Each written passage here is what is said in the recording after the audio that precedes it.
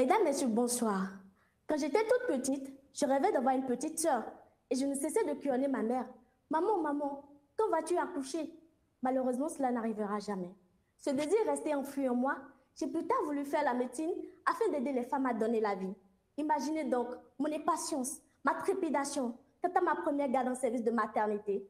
J'allais enfin pouvoir réaliser mon rêve. Mais quel ne fut mon choc quand on nous emmenait à une femme enceinte qui convulsait le long de tout son corps. Rapidement, les aînés la prirent en charge et l'examinèrent. Le verdict était tombé. Cette pauvre dame, elle faisait une éclampsie, qui est une complication redoutable de la pré-éclampsie. Vous vous demandez sûrement, mais c'est quoi la pré-éclampsie, n'est-ce pas? Laissez-moi vous expliquer.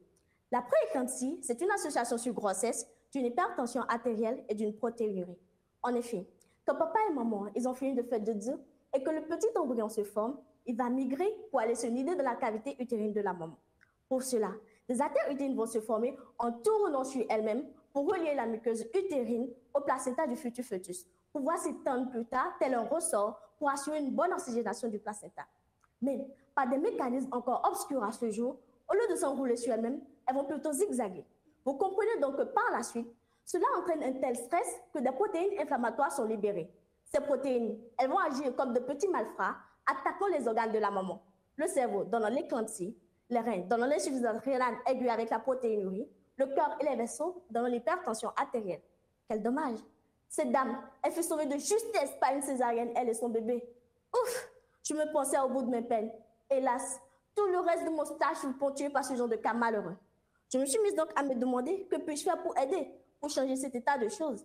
Et la meilleure médecine est celle préventive, dit-on, n'est-ce pas? De mes recherches, il est ressorti que deux hormones sécrétées par le tissu graisseux voient le taux fluctuer en cas de prééclampsie. L'une, la leptine, voit ses taux augmenter, tandis que l'autre, la diponectine, voit ses taux diminuer. Je me suis dit, bingo, nous tenons peut-être le filon d'or qui va nous aider à prédire et combattre efficacement cette maladie. Un petit bémol, la plupart des études ont été réalisées sur des populations caucasiennes. Or, vous et moi, nous savons très bien que des valeurs biologiques peuvent varier d'une population à une autre. Et c'est là, mesdames et messieurs, qu'intervient ma thèse. Pour mon étude, nous avons pris deux groupes de femmes enceintes béninoises, donc d'origine africaine, un groupe sain et un groupe malade, chez qui nous avons dosé puis comparé le taux de ces deux hormones. Savez-vous ce qu'il en est ressorti?